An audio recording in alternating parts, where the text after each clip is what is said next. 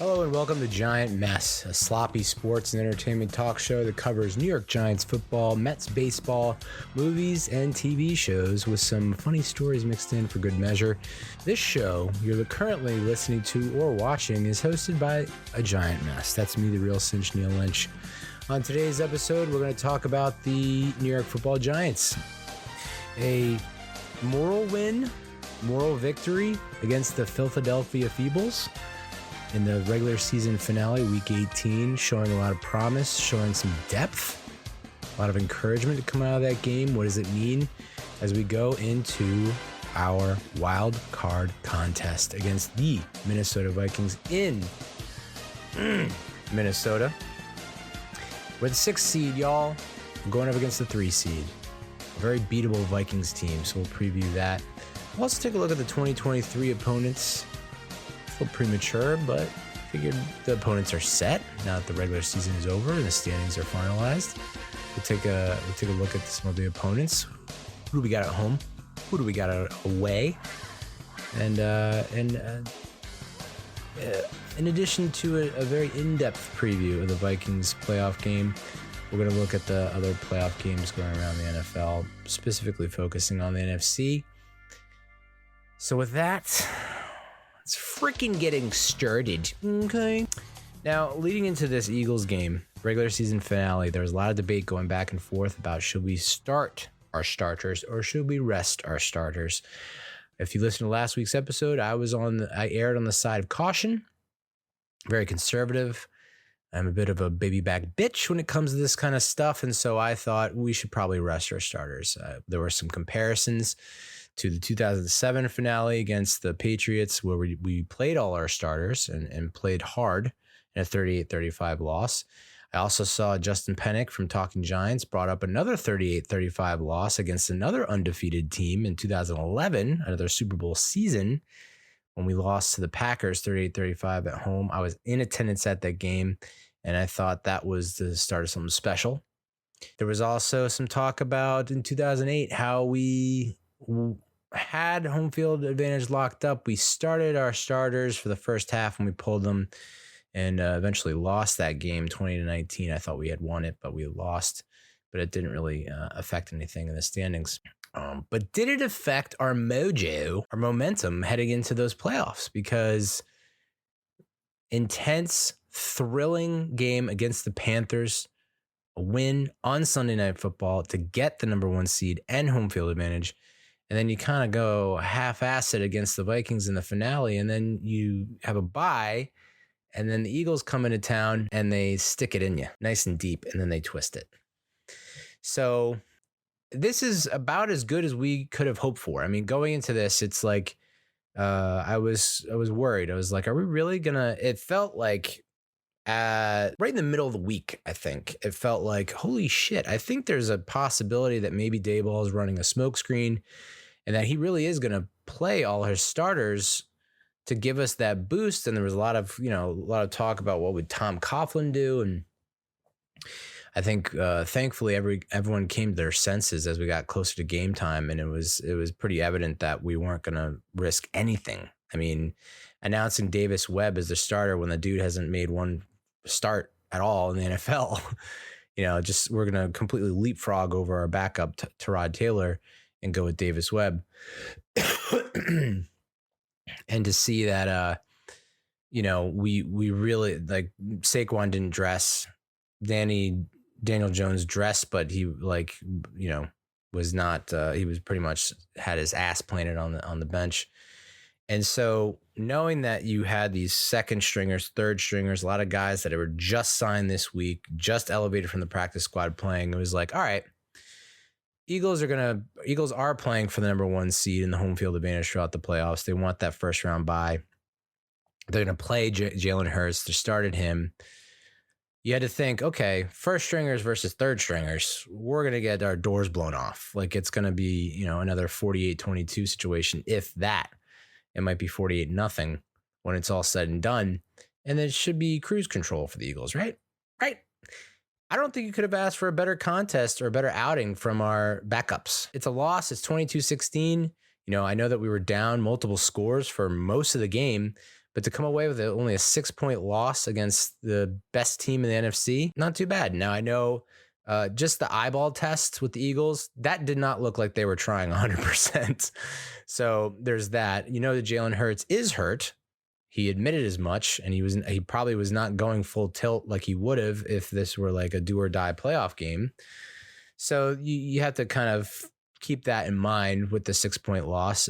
But still, I think you got to feel confident. I mean, I'm encouraged. I feel confident after watching that game and seeing what kind of depth we have. I mean, Jared Davis, dude, we signed off the practice squad from the Lions, comes in and is making impact. Micah McFadden playing well.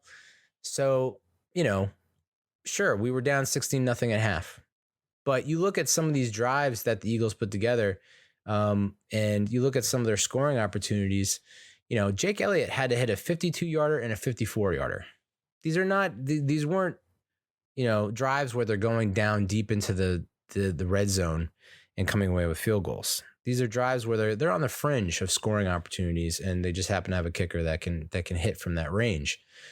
Not to mention that what the hell are we doing trying to do a fake field goal? Just let Gano be Mr. Automatic and hit it. If he hits that, who knows how things change.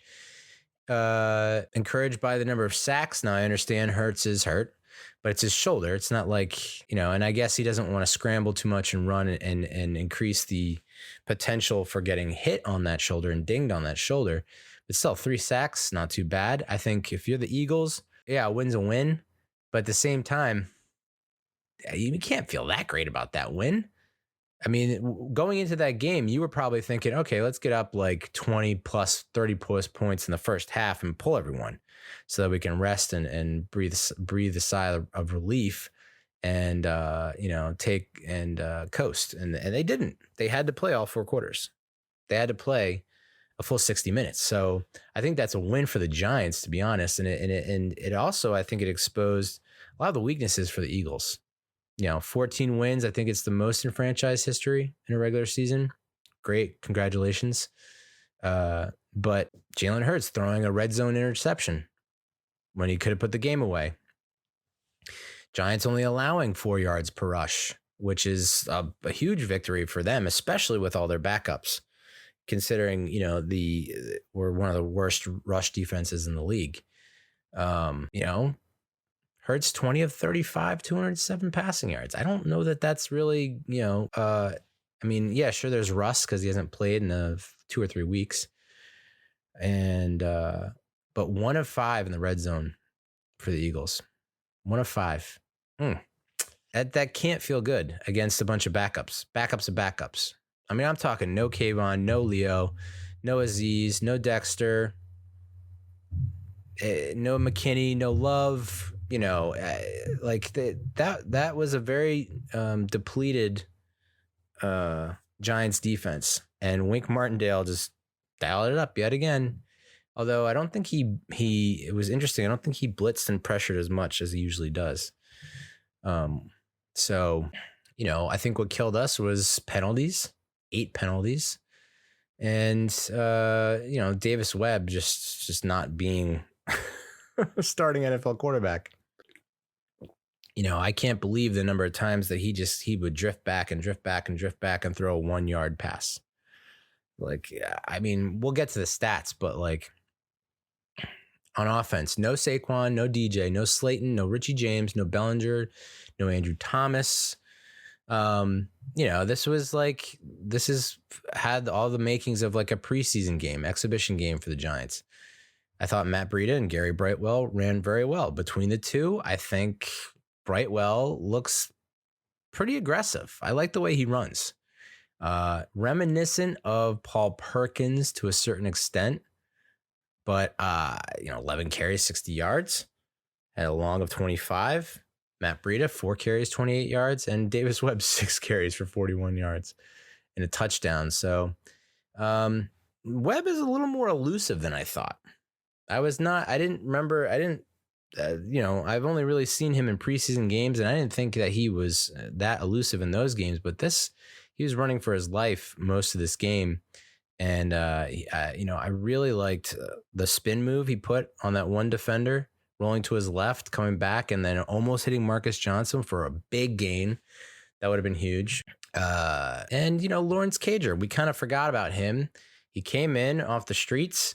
He had a pretty big game against, I think, the Texans or something like that off the bye. And then he comes in here and he has 8 catches for 69 yards on 10 targets. I think that's someone that, might pair well with Bellinger. It's another threat, Nick Bennett, not necessarily a pass catching tight end. He's more of a blocking tight end. So it's nice to have, you have the blocking tight end, you have the hybrid in Bellinger who can block and catch, and then you have more of the receiving tight end and Cager. I like that trio. Kenny Golladay, 7 targets, which that seems high. I don't remember them throwing the ball to him 7 times. But he had 2 catches for 30 yards. Of course, he had his first touchdown as a New York Football Giant. Congratulations, Kenny Golladay. Well deserved. And it was a friggin' hell of a catch, dude. Hell of a snag. One hand, diving, jumping backwards against big play Slay, Darius Slay, his former teammate. But here's a one stat that will clue you in as to what was going on during that contest.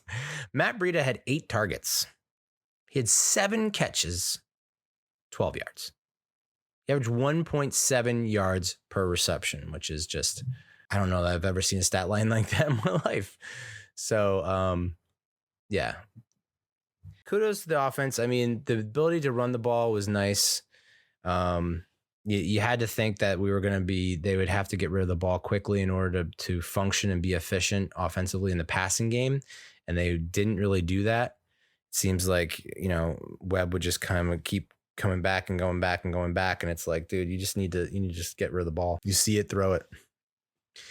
Back-to-back delay of games, like you can't happen. So we don't have to worry about Davis Webb taking, Daniel Jones' job or even Tyrod Taylor's job. Defensively, I think the defense is what impressed me the most in this game.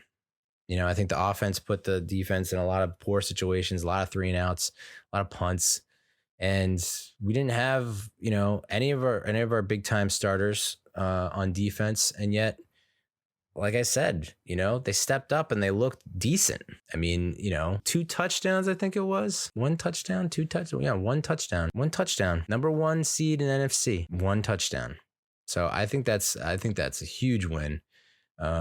Jared Davis, we talked about. He had 10 total tackles, half a sack. Micah McFadden also a sack, 7 tackles. Dane Belton with the pick, what we talked about. Nick McLeod with 1.5 sacks. And a pass breakup. Cordell Flott had a nice pass breakup against A.J. Brown. I didn't realize that Cordell Flott is so freaking young. I think he just turned 21 this year or something like that. So that's promising, something to look out for. I think Timon Fox had a good game. Jason Pinnock had a pretty decent game. I think Landon Collins got a lot of snaps next to Jared Davis and didn't look as great in the run game as I would have hoped. I think he got lost in the sauce sometimes. But with that said, I think that's it was like great training and practice for the upcoming matchup against the Vikings. Jalen Hurts, his QBR was 24.9. His rating was 65. Is that going to win you games in the playoffs? No. So, and that's against backups of backups. So I mean, sure, a win's a win. We'll take it any way you can get it. But when you're the number 1 seed in the NFC, do you really want to finish on that kind of note going into the bye? I guess the bye helps, right? To shake that off and just say, whatever. It wasn't our best, but we're in, and now we get to possibly host the Giants again in the division round. Yeah, there, I said it. Running the ball, Boston Scott, all-time Giants killer. I'm starting a GoFundMe, and I would encourage all Giants fans to donate so that we can just buy out his contract and say, go away. Or here, you can get this money from any team that you want other than the Eagles and the Cowboys and the Commanders. Just do not want to see that guy for the rest of my life. Miles Sanders, 33 yards and 11 carries. Okay. Hurts, I think, like I said, he's banged up, so he wasn't going to scramble and take risks like he normally does. 9 carries, 13 yards. and 8 of those came on one run. So it's really like 8 carries, 5 yards. He just was not interested in laying it all out. AJ Brown, 10 targets, 4 catches. That's not bad. Sure, it was 95 yards. He had that one 37-yard catch and run. DeVonta Smith, 7 catches on 8 targets for 67 yards. I think, he's the one that is more the consistent killer. AJ Brown's kind of the big home run hitter. And then DeVonta Smith is kind of just like 1,000 paper cuts. And Dallas Goedert, I mean, we've never been able to figure him out. So I think if we do end up facing them again, it's like, you got to get AJ Brown high-low, over the top, underneath. You got to get Smith kind of boxed in that middle area of the field. And then, if Goddard's going to kill you, Goddard's going to kill you, because I don't know that we're going to be able to put up a fight with him unless Landon Collins figures it out in coverage, or, I guess you just got to double both, it's basically you're doubling those 3 guys, and just, whoever else is left will be the one that will have to step up for the Eagles. I think the Giants wanted to play loose and fast, and knowing that it didn't really matter what they did. And they said, screw it. Let's just throw it all to the wind. So there were some trick plays. There were some fakes. There were some surprise onside kicks, a lot of wrinkles. I think the field goal fake was probably not your best move right there. The trick play, I think there might have been an opening down the field, but again, it's like when you have a non-quarterback throwing the ball, they're not used to processing or reading the play. It's just like, is my first option open? No. Okay, I'm going to run. And surprise onside kick was a little weird. It's just like, we're already down so much. Our defense is playing well. Let's just kick it deep, but whatever. It's something that, to work on in the event that you do come across that situation again in the playoffs. So that is about as good as you can feel coming out of that game. I think if, I think it does matter. I really do. Especially when you don't have the bye week. I think if you come out in that last game and lay an egg and then go with the bye week, it's just a sour taste in your mouth. And to put up that kind of fight when they were like 15-point underdogs or something like that, and to only lose by 6, and to have an opportunity with less than 2 minutes in the game to tie it, dude. I mean, that's about as good as it gets. And I think, the starters seeing that kind of effort out of the backups has to give them a little extra spice. You know what I'm saying? It has to give them a little extra flavor and heat. Yeah. So we couldn't have been played or coached any better. And to think that we could almost pull off the upset, and the Cowboys still get blown out by the Commanders is just laughable, dude. So funny. But yeah, just going back to the eyeball test, I don't think the Eagles were going 100%. I really don't. I think they were in control, but it was like, I don't know that there was complete control. I think it was like, very easily could have gone the wrong way, could have gone sideways for them and really screwed things up. But I mean, it wouldn't have mattered anyway because the Cowboys stink. Although I guess would they have dropped to the 2 seed if they lost and the 49ers won? Yeah. So, and, I looked at the playoff seeds too. I posted this on Twitter, but it's like, something like 40 to 50% of Super Bowl participants have been number 1 seeds or something like that. So if your odds are higher. It's not like it's even across the board. What I thought was interesting was like the 4 seed actually happens to get to the Super Bowl a decent amount, as does the 5th or 6th seed. One of those two.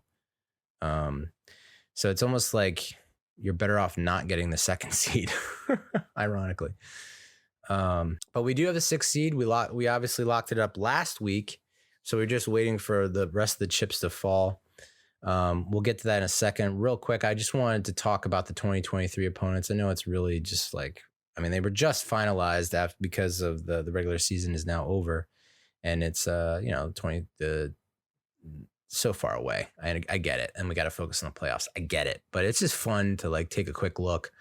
So our home opponents, other than the Cowboys, Eagles, and Commanders, the Rams, Seahawks, Patriots, Jets, and Packers. I like that home schedule. The Rams are in a state of flux.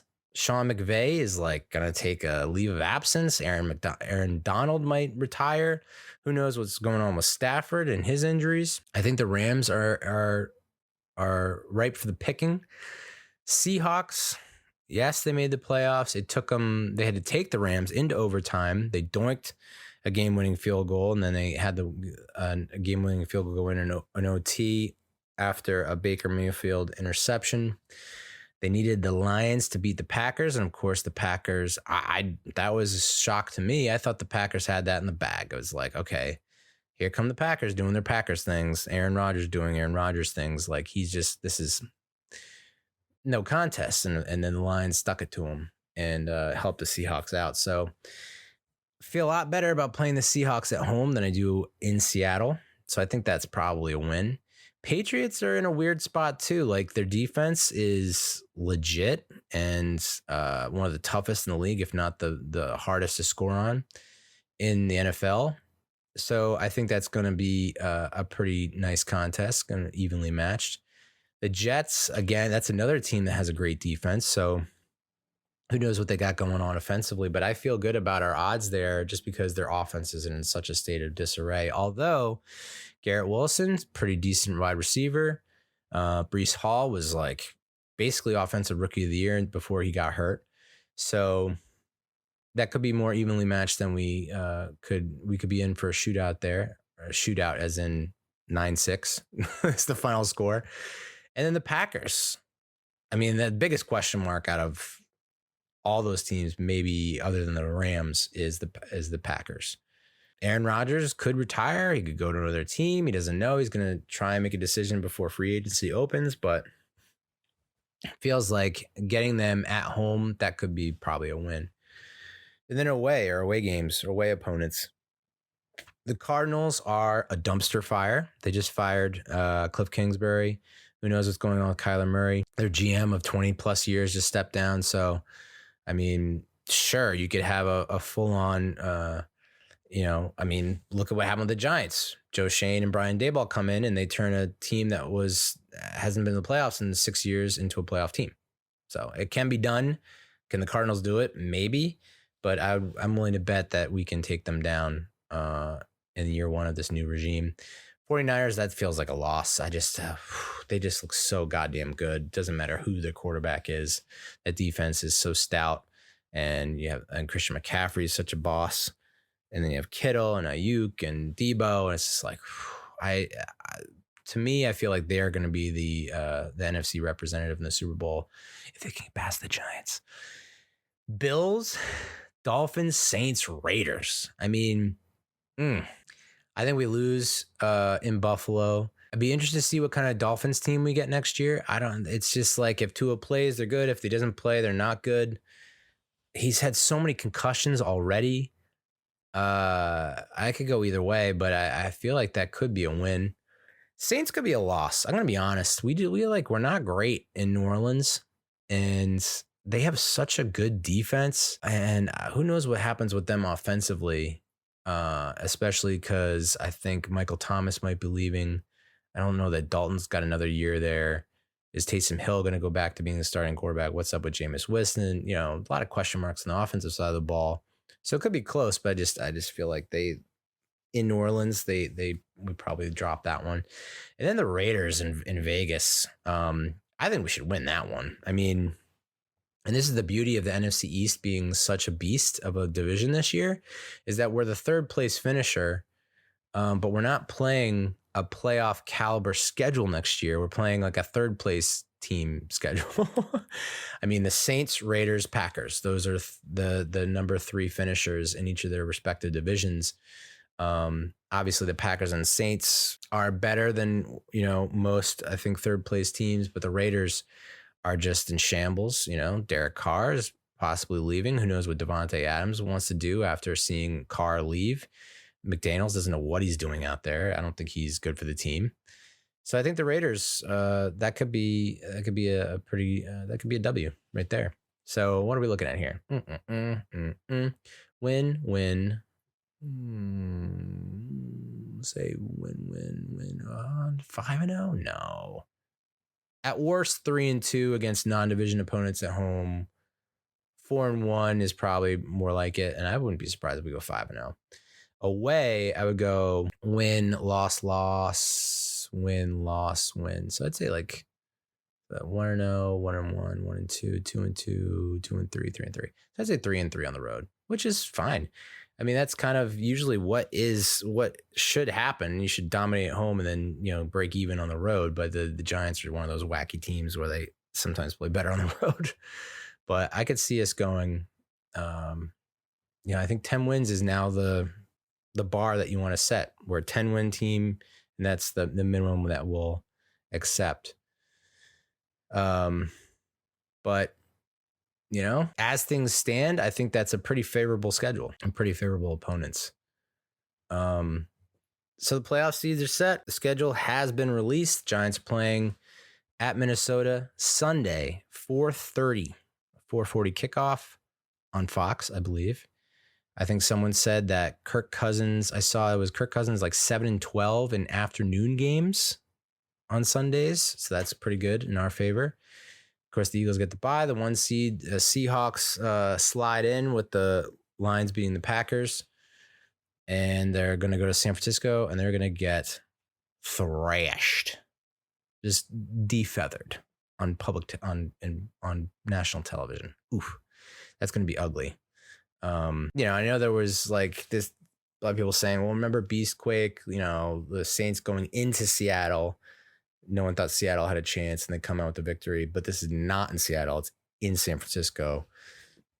And so that's why I think the Seahawks they'll be competitive, but I think the 49ers just outlast people and they just wear you down, pound you down, ground and pound. Like, the Cardinals were like neck and neck with them for a little bit. And then San Fran just pulled away this past Sunday. So I think you'll see something similar to that, where it's like Seattle will keep it close for the first half, maybe the first 3 quarters, and then 49ers will pull away at the end and get the dub.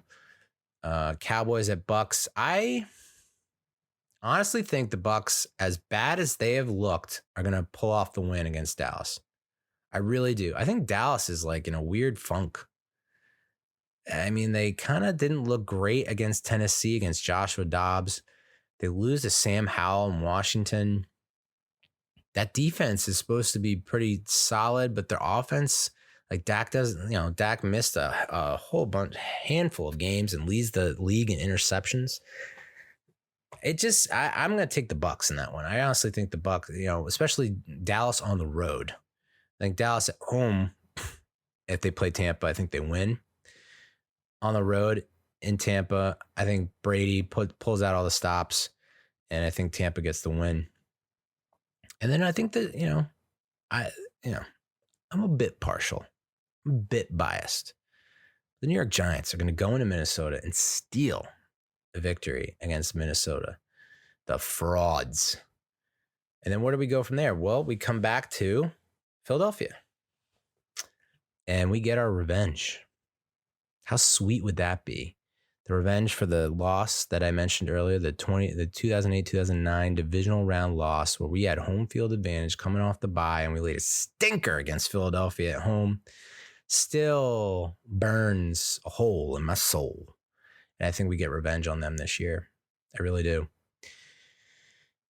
Especially if we come away from that Minnesota game nice and healthy. No serious injuries. And then you have the Bucks going to San Francisco to face the Niners, and I think the Niners are going to trounce the Buccaneers yet again.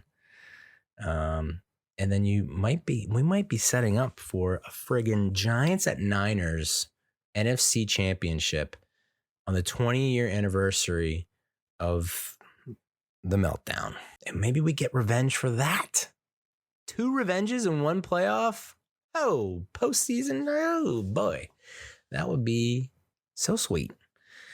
So yeah, dreamer's dream. You gotta. I'm a big fantasy guy. I like to fantasize, here and there, and I think. That's the storyline that we're all pulling for, is like revenge on the Eagles for the 2009 playoff loss, revenge on the Niners for the 2003 playoff loss. And then we go to the Super Bowl, and then we probably get just demolished by either the Bills, Chiefs, or Bengals. Although, out of curiosity, I would like to know how we would fare if you had to rank who would you want to face. I know this is like wow, Neal, you're really just overlooking everything that's going on and jinxing the hell out of us. Knock on wood, but Bills, Chiefs, or Bengals. I mean, the Bills have so much going for them right now with the DeMar Hamlin stuff. I would honestly almost want to face the Chiefs more than the Bengals or Bills. I think I'd rather face the Chiefs then the Bengals, then the Bills. The Bills they just got too much. I mean, they're just, although I had to say, Josh Allen, another red zone interception. Dude turns over the ball a lot when in scoring opportunities. So that almost and we have a pretty good red zone defense. So I wonder if that will work in our favor. And Mahomes is Mahomes, so that might not work. And but it would be sweet to get revenge on Kadarius Toney. Another revenge. So much revenge in this postseason, dude. Bengals are the Bengals, man. I don't know what to think about the Bengals. Eli Apple revenge. Whoa, dude. Okay. Isaiah Hadjin's revenge against the Bills. Whoa, dude. Yeah, I don't know. But we're talking about the Super Bowl. Let's focus on the wild card game. All right, let's preview the Minnesota Vikings game. Like we said, Sunday, 4:30. I like the time slot. I almost wanted a Saturday afternoon, Saturday night game for some reason. I don't know why, but I'll take Sunday afternoon. So, Giants offense versus the Vikings defense. This Giants offense doesn't turn the ball over. Second fewest turnovers in the league, thanks to Daniel Jones not throwing interceptions. That was the major knock on him coming into the season and over his career. He turns the ball over too much. He fumbles too much. He throws so many picks, and he's brought that drastically down this year. Most of the turnovers have come on fumbles lost, and not really due to Mr. Dimes. No team in the NFL has thrown less interceptions, and that's all thanks to Daniel Jones. We're first in turnover percentage, and that's the key here. If we don't, how do we lose the Vikings game last go round? You had Daniel Jones threw an interception. You had Daniel Bellinger fumble the ball away. Our offense is 8th in total first downs, 8th in rushing attempts, 4th in total rushing yards, 4th in rushing touchdowns, 5th in rushing yards per attempt, 4th in rushing first downs. I'd like to see us run the ball. I think, but I can understand why we didn't run as much against Minnesota that first go around, because once you get to the Vikings, the stats for the Vikings defense, it should become pretty clear. This team allows a lot of yards through the air, and there's a lot of opportunities to pick up chunks through the air. So maybe we don't need to run the ball, but it still would be good to get that balance going. And, maybe we gash them enough on the run that they start to creep up in the box, and then we can take some deep shots. We are 6th in penalties offensively. It's kind of interesting. Shocking. Not shocking, but interesting. And it seems like Evan Neal is still struggling. A lot of false starts, a lot of holds. A lot of people saying, well, this is what happened with Andrew Thomas in his rookie season. And so now, Evan Neal is going through his growing pains. But that's kind of if we're comparing him to Andrew Thomas, then we should expect a big leap in his second year, and then he's going to be all-pro his third year. So I think having 2 all-pro tackles could do worse. We do get the 5th most amount of first downs by penalty, which is I think maybe a testament to, I don't know what, inducing penalties, forcing the team to make an error.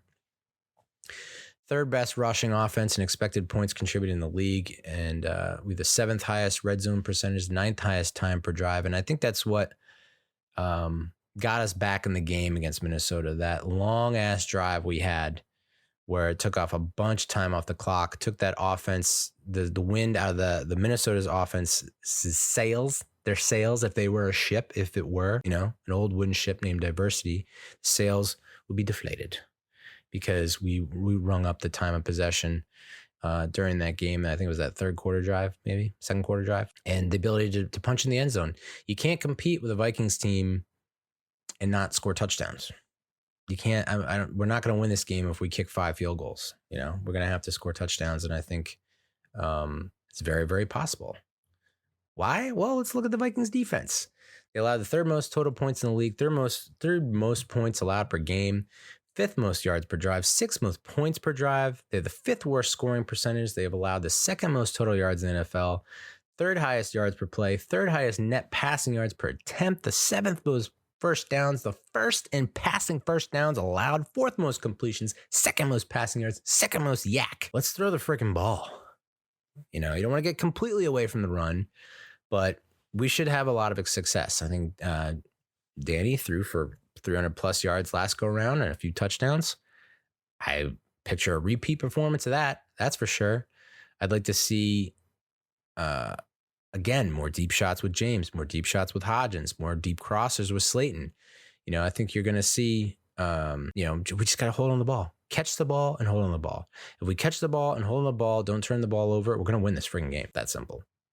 No team has had more penalty yards on defense than Minnesota. So force them to force errors. We've done it. You've seen it. 5th most first downs by penalty on offense, and they give up a lot of first downs by penalty on defense. So it's like push the envelope, push them to make mistakes, push them to make errors, and we'll be in the green zone, as TC would say.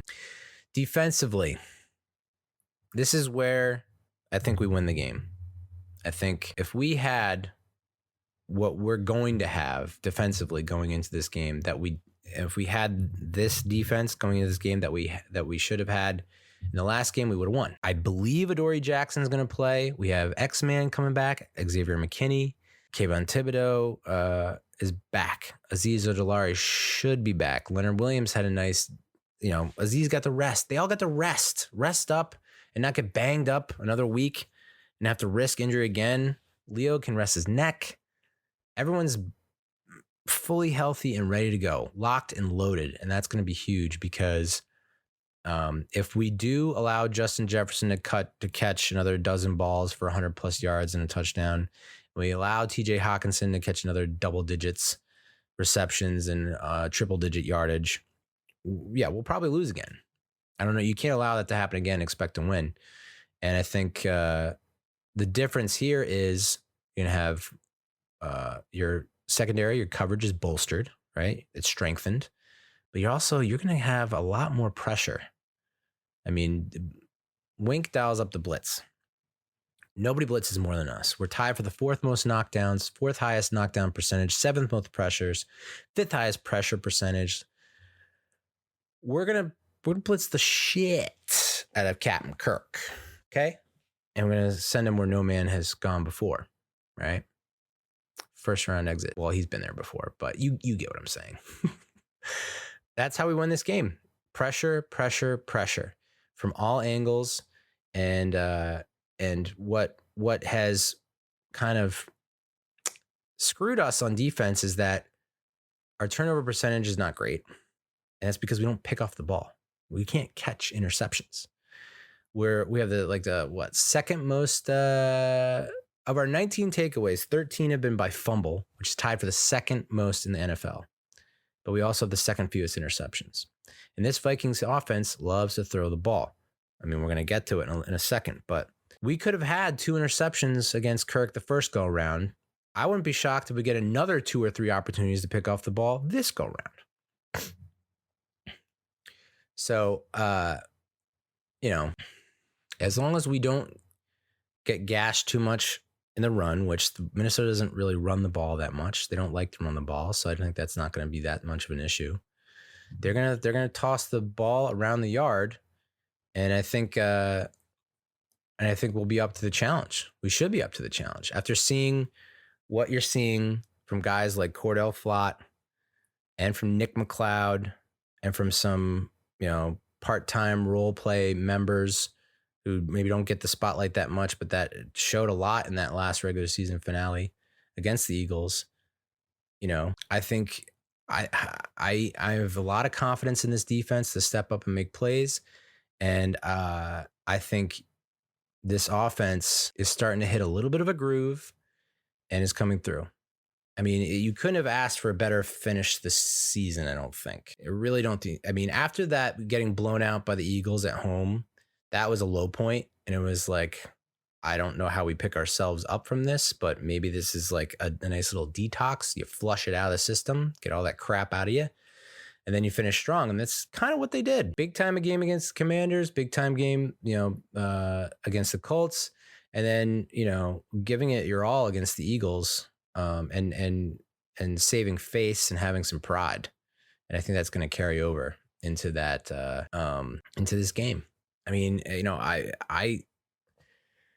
I look at the guys that we're going to have on that field on Sunday on the defensive side of the ball. And I say to myself, I know it's not going to show.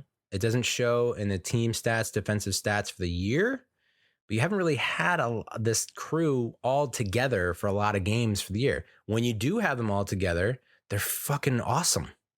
I want to say top 5, top 10 defense. But when you have Azeez out, or Kayvon out, or Leo out, or Adoree out, when you have 1 or 2 or 3 guys out each game, yeah, you're going to get exploited.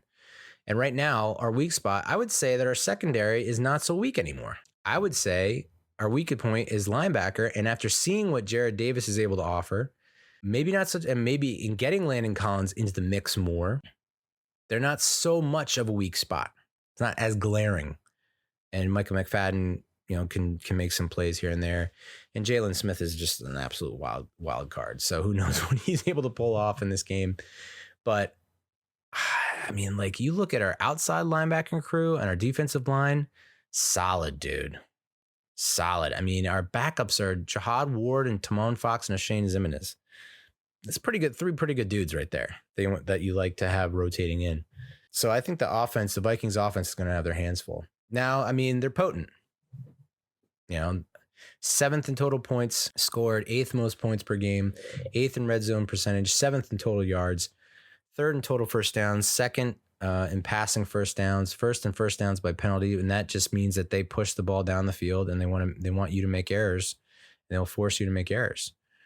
3rd in completions and attempts, 5th in completion percentage, 5th in passing yards and passing touchdowns, 10th in passing yards per attempt, 6th most passing yards per game. So yeah, do they like to pass? I think they like to pass. And so it's a matter of, and how are they going to counteract it? They have to know that we're going to be bringing the heat, bringing the pressure. So are they going to be able to do these deep routes or concepts where it's down the field? Are they going to be able to do that against a team that's pressuring like we are? I don't know. I don't think so. I don't think you can do a 5-step, 7-step drop and like let plays develop when you got multiple guys hanging all over you. And Kirk Cousins not the most mobile dude. They do have the 8th most sacks allowed, and the 8th, but they have thrown the 8th most interceptions. So, and I think that's what it's going to come down to. I really do. I think, like I said, we dropped a couple interceptions the first time. Let's not drop them this time. I think we get 2 picks. I really do. We're going to get at least 1 interception. We have to. And I wouldn't be surprised if we get 3. If Minnesota gets down, they have to start throwing some more. The Vikings do lead the league in fourth quarter comebacks and game-winning drives with 8 of their 13 wins have come in the final quarter. And that's I think this game is going to come down to the final quarter as well. And, I liked how we finished the game against Minnesota last time. I mean, 61-yard field goal, of course, that they're going to hit that on us. But Greg Joseph, if you're going to put me in a field goal battle, like who's going to win this game with a field goal, I pick Graham Gano over Greg Joseph every time. Gano has just better numbers across the board. Field goal percentage, extra point percentage. I think, if it come down to a kick at the end, I think Gano is the one who pulls it out. You look at that last sequence against Minnesota on Christmas Eve, and it was just that damn screen. And maybe that's how they beat us this go around, and I'm talking about how they can't be expecting to have these deep, outs and digs and crosses and verts and seams and whatnot. They're not going to be able to have the opportunity to get that done. Maybe they're going to kill us with screens, because it seems like we have been susceptible to that over the course of the season. So hopefully we have a game plan for that and don't allow that to happen. But that's how they got into range. Friggin' Jefferson. I think it was Jefferson on that screen. So, but yeah, 8th best passing offense in the NFL, 3rd best in the NFC in terms of expected points contributed, and 10th in turnovers lost. So all things seem to be pretty evenly matched, which is an insane thing to say for a 6 seed versus a 3 seed. You wouldn't expect it to be that evenly matched in terms of, rankings and stats and whatnot. And I think the rankings and stats don't even tell the full story. And so I think it might come down to special teams. And that's where that's the only area of concern that I have. And it's not so much even with Gano, obviously. It's with Jamie Gillen. He had a punt blocked last time against Minnesota. He didn't look too great against Philadelphia. The Vikings have a top 5 kickoff return unit in terms of return yards and yards per return. So I think that's something that we would need to get under control. Not that we've been that bad defending the kickoff. Like I said, Gano, I have utmost confidence in him. He's a top 10 kicker. But it's punting. We have the 4th highest touchback percentage. And the Vikings are tied for the 3rd most punts down inside the 20 and the 8th highest inside the 20 rate. And that's when you deal in games like this where it is close, it is going to be evenly matched. It's a battle of field position, right? Turnovers of field position, time possession. Maybe we win the time possession. Maybe win the turnover battle. But when it comes to the little things, and you saw this in a lot of the championship runs that the Giants have had. Fiegel's coffin corner, Weatherford pinning guys inside the 5, inside the 10 makes a huge difference. And Jamie Gillen's not giving us that right now. And maybe it's not all on him per se. Maybe it's on the Gunners, but that's the area where I think if we do F up and we lose an edge in this game, it's going to be in the punt game. Insane, crazy enough. So I'd like to see us step it up in the punt game, and hopefully he has the game of his life. But I don't know what the over-under is on this game. I assume it's in the 40s. I would probably take the under. Let's see here. Ooh, wow. So we're only 3-point underdogs. And the over-under is 48.5. I would say I would take the over on the 48.5, and I would definitely take the Giants +3 for show. So there you have it. I think this is, I remember in the offseason when we were looking at contracts in the future and like, what are we going to do with Daniel Jones and Saquon Barkley? And I had us this year, I was like, maybe competing for a wild card, maybe making, being there in the playoff hunt in December. And I thought if we were in the playoff hunt in December, then that's a win for us as a franchise, because we haven't been competitive in November and December the past 5 years, or 10 of the past, 12 years. You know what it is? You know what I mean? So like to be in the playoff hunt this year was a step in the right direction for me. And then I was like, but then we have to make the playoffs in 2023. And lo and behold, we're 1 year early. So it's, I'm just really happy with the direction of the team. Brian Daboll is by far coach of the year, not even friggin' close with anyone else. I mean, I know people were saying maybe Mike McDaniel. Someone was suggesting Mike Tomlin. Sirianni obviously would be a great decision, but like for Daboll to take this team that has a roster that's been kind of ravaged by a whole lot of tumultuous things going on, and to take them to the postseason in year 1, like that's huge. So he's got to be coach of the year. Would love for Saquon to be comeback player of the year, but I don't know if that's gonna happen. But yeah, I'm scared by how confident I am, and I think you see a lot of confidence from the Giant fan base on Twitter and on social media, saying like we got this. And I'm hoping it's not a situation where it's like we get a little too overconfident and then we just come out and lay an egg. Because I remember feeling something similar when in 2016, going into that game against Green Bay. I was like, we've gone in there 2 times before and we've come out victorious both times. It just feels like we're going to do it again. And then we came out and it was the boat trip. It was the boat trip. Drop balls left and right. And that's what ended up killing us. I don't see that happening in this go round. I think the team is just too focused. I think it's a different clubhouse, different mentality. And I don't think that Dayball is going to allow a lot of that shit to go on. So I'm excited. I'm so excited. Because it just feels like the beginning of something special. I know that I think Big Blue VCR posted a video from like the 84 wild card post game win. When the Giants went into LA and beat the Rams. And then at the time, it's like they're coming off 83 season in which they were atrocious. 82, there was a strike season. 81 was a playoff team, but with a lot of different players, mostly. And so to see a youngish Phil Simms, he's like 5th year in the league or something like that. But you kind of getting similar vibes in this team with that 84 team. Like, okay, I think we've got some good pieces in place. And now we know we have the guys, and now we're just going to build around them, and then we're going to become a powerhouse. So, yeah, I feel really good about this, and I hope you do too. Thanks so much for listening. Thanks so much for watching. Let's go Giants. Let's go Big Blue. Score, score, score. No. All right. See you next week. Adios, muchachos.